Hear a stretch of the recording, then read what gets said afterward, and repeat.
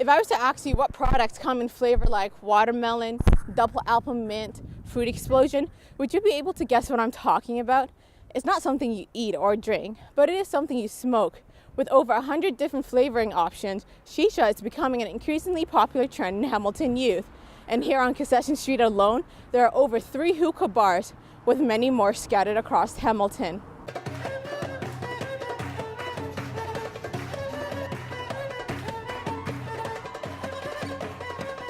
Unlike cigarette smokers, shisha users are mostly unaware of the health risks associated with smoking flavored tobacco. And many of these hookah bars are filled with teenagers, young adults, hanging out, smoking, and socializing with friends. Shisha, also known as nargile, water pipe, or hookah in other parts of the world, originated in the Middle East and India as a relaxing pastime. Shisha is essentially flavored tobacco that is smoked through a water pipe called hookah. Recently, this cultural pastime of people in the Middle East and India exploded on the scenes in Europe, America, and Canada. Stuart Price is just like many shisha smokers who believe that smoking shisha is a better alternative to cigarettes. Do you know what's in tobacco flavored shisha? Not off the top of my head, no.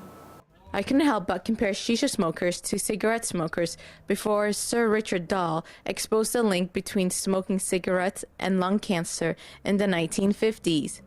Michael Perley does research into the potential harmful effects of shisha and the ambiguous labeling content of tobacco shisha.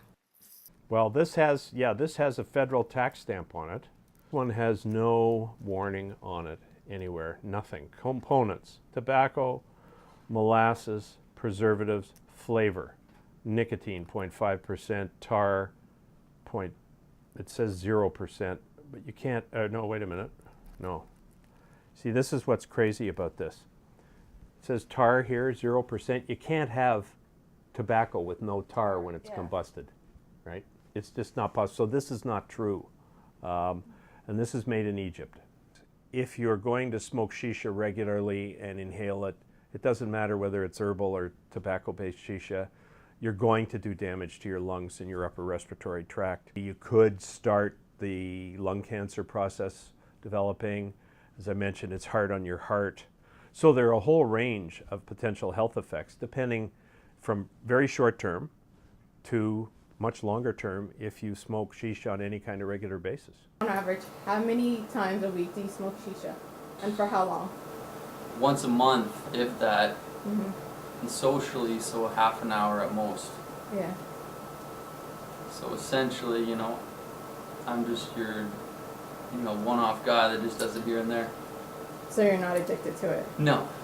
The problem with smoking shisha is that most people sit for an hour or two with a few friends perhaps, smoking, and the pipes go around and so on, and you can get the equivalent in smoke, inhaled, of 10, 20, maybe more cigarettes in one session.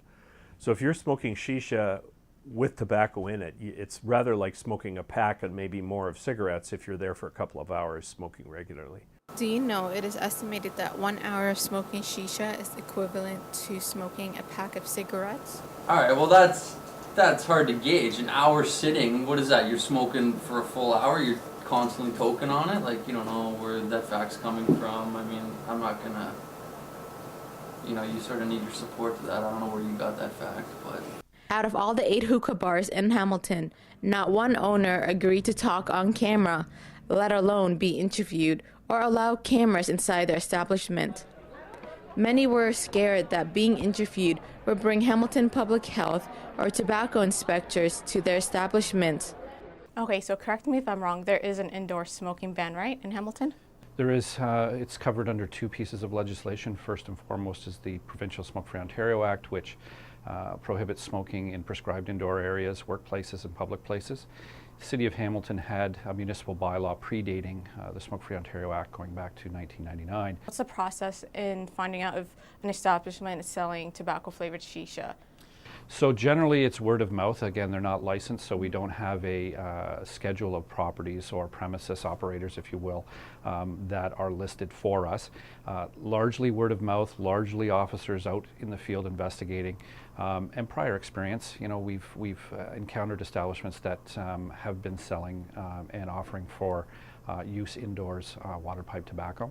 Okay, so out of the current establishments out in Hamilton, has there ever been one that's been like faced serious charges against the Smoke-Free Act, or were they shut down?